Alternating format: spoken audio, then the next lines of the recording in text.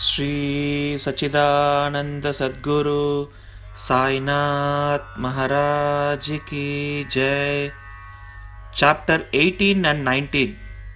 How Hemadpant was accepted and blessed. Stories of Mr. Sate and Mrs. Deshmukh. Encouraging good thoughts to fruition. Variety in Upadesh. Teachings regarding slander and remuneration for labor. In the last two chapters, Hemadpant described how a rich gentleman, aspiring for quick Brahmagyan, was treated by Baba, and now, in these two chapters, he describes how Hemadpant himself was accepted and blessed by Baba, how Baba encouraged good thoughts and fructified them, and his teachings regarding self-improvement, slander, and remuneration for labor. Preliminary. It is a well-known fact that the Sadguru looks first to the qualification of his disciples and then gives them suitable instructions without unsettling their minds in the least and lead them onwards to the goal of self-realization. In this respect, some say that what the Sadguru teaches or instructs should not be divulged to others. They think that their instructions become useless if they are published. This view is not correct. The Sadguru is like a monsoon cloud. He pours on profusely, that is, scatters widely his nectar-like teachings. These we should enjoy and assimilate to our heart's content and then serve others with them without any reservation. This rule should apply not only to what he teaches in our waking state, but to the vision he gives us in our dreams. To quote an instant, Buddha Kaushik Rishi published his celebrated Ramraksh Sostra, which he had seen in his dream. Like a loving mother forcing bitter but beneficial medicines down the throats of her children for the sake of the health, Sai Baba imparted spiritual instruction to his devotees. His method was not veiled or secret but quite open. The devotees who followed his instruction got their object. Sadgurus like Sai Baba open our intellect and show us the divine beauty of the self and fulfill our tender longings of devotion. When this is done, our desire for sense objects vanishes. Twin fruits of Vivek and Vairagya come to our hands and knowledge sprouts up even in sleep. All this we get when we come in the contact with Sadguru, serve them and secure their love. The Lord, who fulfills the desire of his devotees, comes to our aid, removes our troubles and sufferings, and makes us happy. This progress or development is entirely due to the help of Sadguru, who is regarded as the Lord himself. Therefore, we should always be after the Sadguru, hear his stories, fall at his feet, and serve him. Now, we come to our main story. Mr. Sate. There was a gentleman named Mr. Sate who had attained some publicity many years ago during Crawford regime, which was put down by Lord Rhea, the governor of Mumbai. He suffered severe losses in trade. Other adverse circumstances gave him much trouble and made him sad and dejected. Being restless, he thought of leaving home and going out to a distant place. Man does not generally think of God, but when difficulties and calamities overtake him, he turns to him and prays for relief. If his demerits have come to an end, God arranges his meeting with a saint who gives him proper directions regarding his welfare. Mr. Sate had similar experience. His friends advised him to go to Shirdi, where so many people were flocking to get Sai Baba's darshan for getting peace of mind and the satisfaction of their wants. He liked the idea and at once came to Shirdi in 1917. Seeing Baba's form, which was like eternal Brahma, self-luminous, peerless and pure, his mind lost its restlessness and became calm and composed.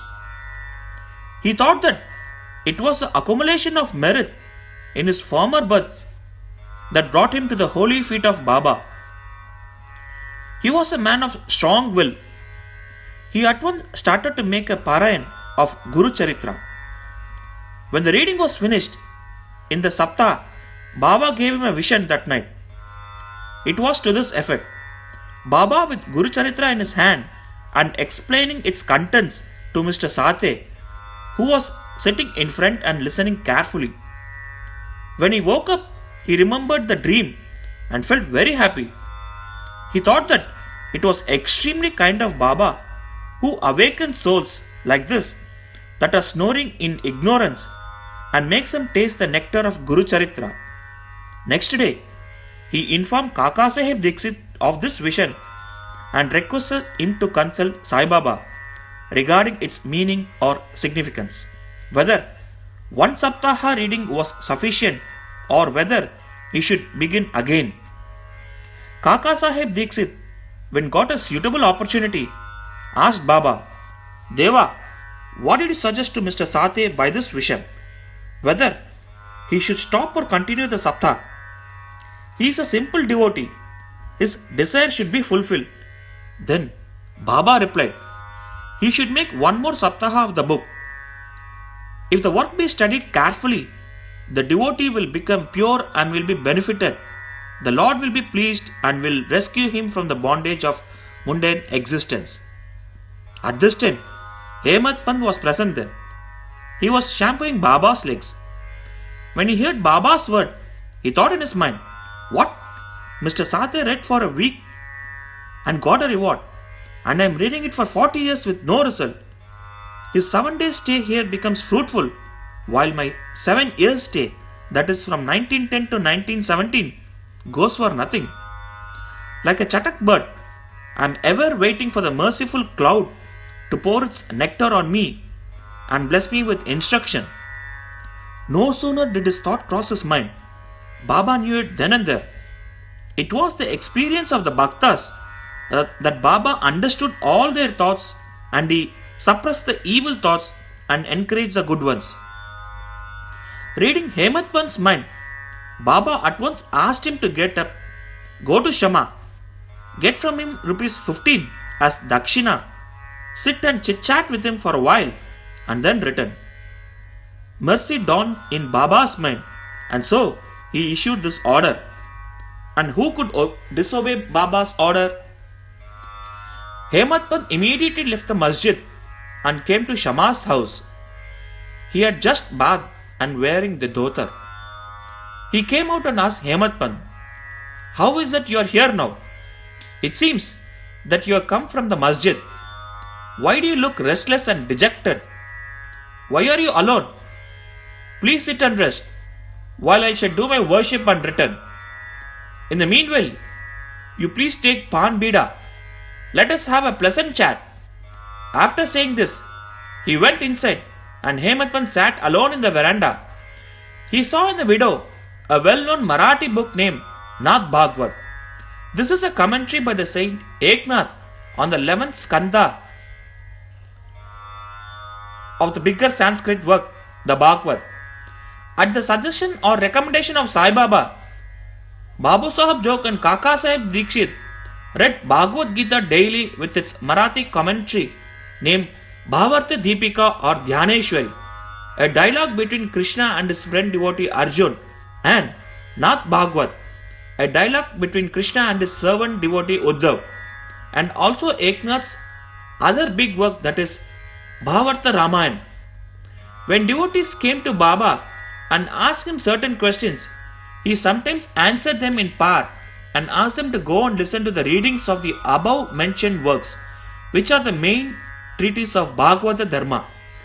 When the devotees went and listened, they got full and satisfactory replies to their questions.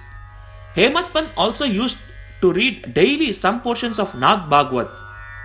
That day, he did not complete the daily portion of his reading, but had left it unfinished in order to accompany certain devotees who were going to the masjid. When he took up the book from Shama's window and casually opened it, he found to his surprise that the unfinished portion opened up. He thought that Baba sent him very kindly to Shama's house for enabling him to complete his daily reading. So, he went through the unfinished portion and completed it. As soon as this was over, Shama, after doing his worship, came out and the following conversation took place between them. Hemadpant, I have come with a message from Baba. He asked me to return with rupees 15 as dakshina from you. Also, to sit with you for a while and have a pleasant chit chat and then return to the masjid with you. Shama with surprise, I have no money to give. Take my 15 namaskars in lieu of rupees as dakshina to Baba. Hemadpant, alright, your namaskarams are accepted. Now, let us have some chit chat. Tell me some stories and leelas of Baba which will destroy our sins. Shama, then sit here for a while. Wonderful is the sport of God Baba. You know it already. I am a village rustic, while you are an enlightened citizen. You have seen some more leelas since you are coming over here. How should I describe them before you? Well, take these leaves, betel nut, and chuna, and have the pan bida while I go and dress myself and come out. In a few minutes, Shama came out and sat talking with Hemadpant. He said, the leela of this Baba is inscrutable. There is no end to his leelas. Who can see him? He plays or sports with this leela, still he is beyond them. What do we rustics know? Why does not Baba himself tell the stories? Why does he send learned men like you to fools like me? His ways are inconceivable. I can only say that they are not human. With this preface, Shama added, I now remember a story which I shall relate to you. I know it personally. As a devotee is resolute and determined, so is Baba's immediate response. Sometimes Baba put the devotees to severe test and then gives them Upadesh. As soon as Hemadpant heard the word Upadesh, a flash of lightning crossed his mind. He at once remembered the story of Mr. Sate's Guru Charitra reading and thought that Baba might have sent him to Shama in order to give peace to his restless mind. However, he curbed this feeling and began to listen to Shama's stories. They all showed how kind and affectionate Baba was to his devotees. Hemadpant began to feel joy on hearing all this. Then Shama began to tell the following story. Mrs. Radhabai Deshmukh. There was an old woman by the name Radhabai. She was the mother of one Kasaba Deshmukh. Hearing Baba's fame, she came to Shirdi with the people of Sangamner. She took Baba's darshan and was much satisfied. She loved Baba intimately and resolved in her mind that she should accept Baba as her guru and take some upadesh from him.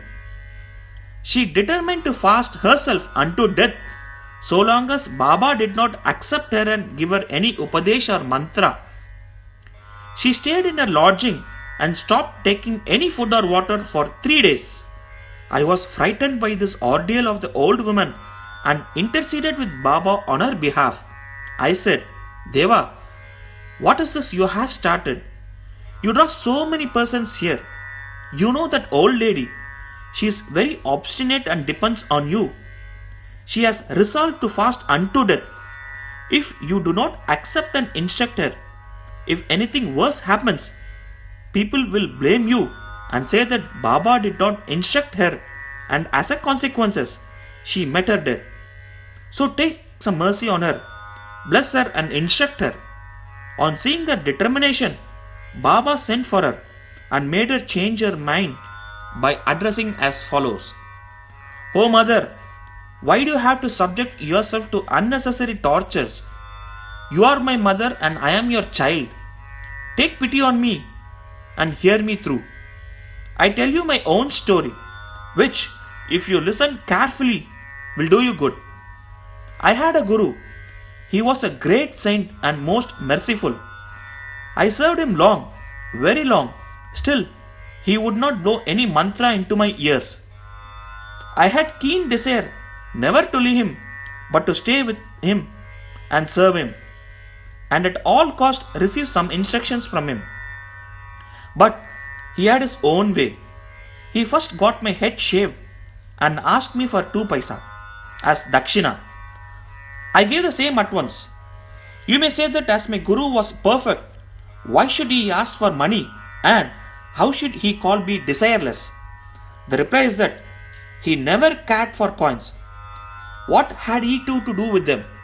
His 2 paisa were firm faith and patience or perseverance. I gave these 2 paise and to him, and he was pleased. I resorted to my guru for 12 years. He brought me up. There was no dearth of food and clothing. He was full of love, or say, he was love incarnate. How can I describe it? He loved me most. Rare is a guru like him. When I looked at him, he seemed as if he was in deep meditation, and then we both were filled with bliss. Night and day I gazed at him with no thought of hunger and thirst. Without him, I felt restless. I had no other subject to meditate upon, nor any other thing than my guru to attend. He was my sole refuge. My mind was always fixed on him. The nishtha, firm faith, is 1 paisa of dakshina. Saburi, patience or perseverance, is the other paisa. I waited patiently and served my guru. This saburi will ferry you across the sea of mundane existence. Saburi removes all sins and afflictions, gets rid of calamities in various ways, and casts aside all fear and ultimately gives you success. Saburi is the mind of virtues, concert of good thought. Faith and patience are like twin sisters, loving each other very intimately. My guru never expected any other thing from me. He never neglected me, but protected me at all times. I lived with him and was sometimes away from him. Still, I never felt the absence of his love. He always protected me by his glance, just as the tortoise feeds her young ones, whether they are near her or away from her on the other side of the bank, by her loving glances. Oh mother, my guru never taught me any mantra. Then, how shall I blow any mantra in your ears? Just remember that guru's tortoise-like loving glass gives us happiness. Do not try to get mantra or upadesh from anybody. Make me the sole object of your thoughts and actions, and you will no doubt attain Paramatma. Look at me wholeheartedly, and I in turn look at you. Sitting in this masjid, I speak the truth, nothing but the truth. No sadhana or proficiency in the 6 sastras is necessary.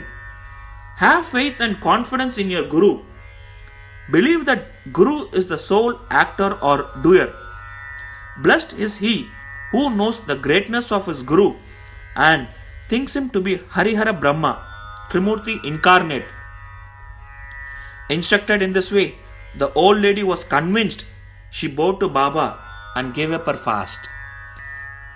Hearing the story carefully and attentively, and marking its significance and appropriateness, Hemadpant was most agreeably surprised. On seeing this wonderful Leela of Baba, he was moved from top to toe. He was overflowing with joy. His throat was choked, and he was not able to utter a single word. Shama, on seeing him in this condition, asked him, "What is the matter with you? Why are you silent? How shall I describe the innumerable Leelas of Baba?" Just at this time, The bell in the masjid began to ring, proclaiming that the noon worship and arti ceremony had begun. Therefore, Shama and Hemadpant hurried to the masjid. Babu Sahib Jog had just started the worship. Women were up in the masjid and men were standing below in the open courtyard, and they were all singing in the arti in the chorus to the accompaniment of drums. Shama went up pulling Hemadpant with him. He sat to the right and Hemadpant in front of Baba. On seeing them, Baba asked Hemadpant to give the dakshina brought from Shama. He replied that Shama gave namaskars in lieu of rupees and that he was there in person. Baba said, "Alright, now let me know whether you both had a chit chat, and if so, tell me all that you talked about."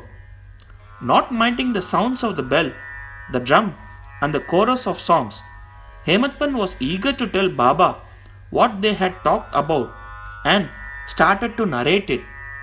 Baba was also anxious to hear, and so he left the bolster and leaned forward.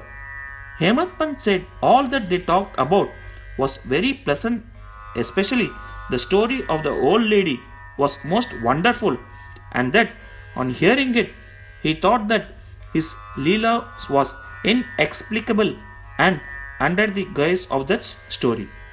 He really blessed him. Baba then said, "Wonderful is the story. How very blessed. I would like to know everything in detail from you. So, tell me all about it." Then Hemadpant related in full the story which he had heard a little while before and which had made a lasting impression on his mind. Hearing this, Baba was much pleased and asked him, "Did the story strike you, and did you catch its significance?" He replied, "Yes, Baba. The restlessness of my mind has vanished, and I have got true peace and rest and come to know the truth path." Then Baba spoke as follows: "My method is quite unique. Remember well this one story and it will be very useful. To get the knowledge of the self, dhyan is necessary. If you practice it continuously, the vrittis will be pacified. Being quite desireless, you should meditate on God, who is in all the creatures, and when the mind is concentrated, the goal will be achieved. Meditate always on my formless nature, which is knowledge incarnate, conscious, and bliss. If you cannot do this, meditate on my form from top to toe, as you see here night and day. As you go on doing this, your vrittis will be single pointed, and the distinction between the dhyata, dhyana, dhyaya will be lost, and the meditator will be one with consciousness and be merged in the Brahma. The tortoise is on one bank of the river and her young ones are on the other. She gives neither milk nor warmth to them. Her mere loving glance gives them nutrition. The young ones do nothing but remember, that is, meditate upon their mother. The tortoise glance is to the young ones, the only source of sustenance and happiness. Similar is the relation between the Guru and the disciples. When Baba uttered these words, the chorus of the Aarti songs was over and all cried out loudly in unison, "Victory be to our Sadguru Sai Maharaj, who is pure consciousness, knowledge and bliss. Sri Sachidananda Sadguru Sai Nath Maharaj Ki Jai." Dear readers, let us imagine that we are at this time standing amongst the crowd in the masjid, and let us join them in this Jai Jai Kar. After the Aarti ceremony was over, Prasad was distributed. Babu Sahib Jog came forward as usual, and after saluting Baba, gave into his palm a handful of sugar candy. Baba pushed all this into the hands of Hemadpant and said to him, "If you take this story to heart and remember it well, Your state will be sweet as the sugar candy. All your desires will be fulfilled and you will be happy. Hemadpant bowed down to Baba and implored, "Do favor me like this. Bless and protect me always." Baba replied, "Hear the story, meditate on it, and assimilate its spirit. Then you will always remember and meditate on the Lord who will manifest Himself to you."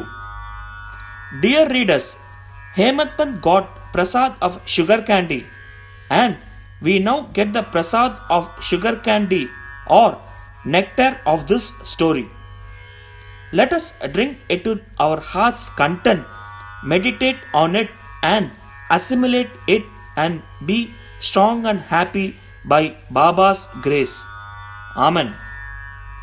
Towards the end of the 19th chapter, Hemadpant had dealt with some other matters which are given below. Baba's advice regarding our behavior. The following words of Baba are of general welfare and invaluable. If they are kept in mind and acted upon, they will always do you good. Unless there is some relationship or connection, nobody goes anywhere. If any men or creatures come to you, do not discourteously drive them away, but receive them well and treat them with due respect. Sri Hari will be certainly pleased if you give water to the thirsty, bread to the hungry, clothes to the naked, and your veranda to the strangers for resting. If anybody wants any money from you and you are not inclined to give, do not give, but do not bark at him like a dog. Let anybody speak hundreds of things against you. Do not reason by giving any bitter reply. If you tolerate such things, you will certainly be happy. Let the world go topsy-turvy. You remain where you are. Standing in your own place, look on calmly at the show of all things passing before you. Demolish the wall of difference that separates you from me, and then the road for our meeting will be clear and open. The sense of differentiation as I and thou is a barrier that keeps away the disciple from his master, and unless that is destroyed, the state of union is not possible. Allah Malik, that is, God is the sole proprietor. Nobody else is our protector. His method of work is extraordinary, invaluable, and inscrutable. His will be done, and He will show us the way and satisfy our heart's desires. It is on account of Rinanubandh, former relationship, that we have come together. Let us love and serve each other and be happy. He who attains a supreme goal of life is immortal and happy. All others merely exist, that is, live so long as they breathe. Encouraging good thoughts to fruition. It is interesting to note how Sai Baba encouraged good thoughts. You have to surrender yourself completely to Him with love and devotion, and then you will see how He helps you throughout. Some saint has said that when you get a good thought immediately after awakening from sleep, and if you develop the same afterwards during the day, your intellect will be unfolded and your mind will attain calmness. Hemadpant wanted to try this. On Wednesday night, before going to bed, he thought, tomorrow is Thursday, an auspicious day, and the place, that is Shirdi, is so holy. So, let me pass the whole day in remembering and celebrating Ram Nam. And then he slept off. Next morning, when he got up, he remembered without any effort the name of Ram and was much pleased. After finishing his morning duties, he went to see Baba with flowers. When he left Dixit Wada and was passing by Booty Wada, he heard a beautiful song that was being sung nicely by one Aurangabadkar in the masjid before Baba. The song was, Guru Kripanjan Payo Meri Bhai by Eknath, in which he says that he got collyrium in the form of his Guru's grace, which opened his vision and made him see Ram in and out in sleep, dream, and waking state and everywhere. There were so many songs, but why was this song so particularly chosen by Aurangabadkar, a devotee of Baba? Is this not a curious coincidence arranged by Baba to amplify the determination of Hemadpant to sing unceasingly Ram Nam during the day? All saints agree and lay stress upon the efficacy of uttering Ram's name in fulfilling the ambitions of the Bhaktas and in protecting and saving them from all calamities. Variety in Upadesh, slanderer condemned. Sai Baba required no special place nor any special time for giving instructions. Whenever any occasion demanded, he gave them freely. Once, it so happened that a Bhakta of Baba reviled someone behind his back before other people. Leaving aside merits, he dwelt on the faults of his brother and spoke so sarcastically that the hearers were disgusted. Generally, we see that people have a tendency to scandalize others unnecessarily, and this brings on ill feelings. Saints see scandal in another light. They say that there are various ways of cleansing or removing dirt, that is, by means of water and soap, but a scandalmonger has got a way of his own. He removes the dirt of others by his tongue, so in a way he obliges the person whom he reviles, and for this he is to be thanked. Sai Baba had his own method of correcting the scandalmonger. He knew by his omniscience what the slanderer had done, and when he met him at noon near the Lendi, Baba pointed out to him a pig that was eating filth near the fence and said to him, "Behold, how with that relish it is gulping filth. Your conduct is similar. You go on reviling your own brethren to your heart's content. After performing many deeds of merit, and you are born as a human, and if you act like this, how can Shirdi help you in any way?" Needless to say that the Bhakta took the lesson to his heart and went away. In this way, Baba went on giving instructions whenever necessary. If these are born in our minds and acted upon, the spiritual goal is not far off. There is a proverb which says, "If there be my Hari, he will feed me on my cot." This proverb is only true in respect of food and clothing, but if anyone believing this sits idle and does nothing in spiritual matters, he will be ruined. One has to exert himself to his utmost for attaining self-realization. The more he endeavors, the better for him. Baba said that he was omnipresent, transcending land, air, world, light, and heaven, and that he was not localized.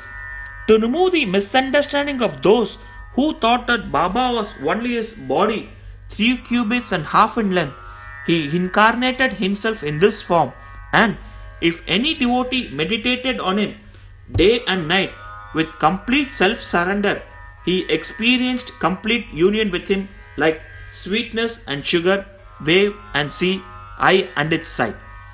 He who wants to get rid of the cycle of births and death should lead a righteous life with his mind calm and composed. He should not speak harshly to anyone so as to hurt him. He should always engage himself in good action, should do his duties and surrender himself heart and soul to him. He need not then be afraid of anything. He who trusts him entirely hears and expounds his Leela and does not think of anything else is sure to attain self-realization. Baba asked many to remember his name and to surrender to him, but to those who wanted to know who they were, he advised Shravan and Manan. To some, he advised remembering God's name, to others, hearing his Leelas, to some, worship of his feet, to others, reading and studying Adhyatma Ramayana, Dhyaneshwari, and other sacred scriptures. Some he made sit near his feet, some he sent to Khandoba's temple, and some he advised the repetition of the 1,000 names of Vishnu, and some the study of Chandogya Upanishad and Gita. There was neither any limit nor any restriction to his instructions. He gave in person or by his vision and dreams. To someone addicted to drink, he appeared in his dream, sat on his chest, pressed it, and left him after he gave a promise not to touch liquor anymore. To some, he explained some mantras like Guru Brahma in dreams. To some devotee, he was practicing Hatha Yoga. He sent word that he should leave off Hatha Yoga practices, sit quiet, and wait. It is impossible to describe all his ways and methods. In ordinary worldly dealings, he set examples by his actions, one of which is given below. Remuneration for labor. One day at noon, Baba came near Radha Krishna Mai's house and said, "Bring me a ladder." Some men brought it and set it against the wall of a house as directed by Baba. He climbed upon the roof of Vaman Gonkar's house, passed over the roof of Radha Krishna Mai's house, and then got down from the other corner. What object Baba had, none could know. Radha Krishna Mai was at that time shivering with malaria. It may be to drive off that fever that he may have gone up there. Immediately after getting down, Baba paid 2 rupees to the person who brought the ladder. Somebody asked Baba why he paid so much for this. He replied that nobody should take the labor of others in vain. The worker should be paid his dues promptly and liberally. If the principle taught by Baba be followed, that is, if the remuneration for labor be paid promptly and satisfactorily, the laborers will turn out better and both the laborers and their employees will be profited. Bow to Shri Sai, peace be to all. Shri Sachidananda Sadguru Sainath Maharaj Ki Jai.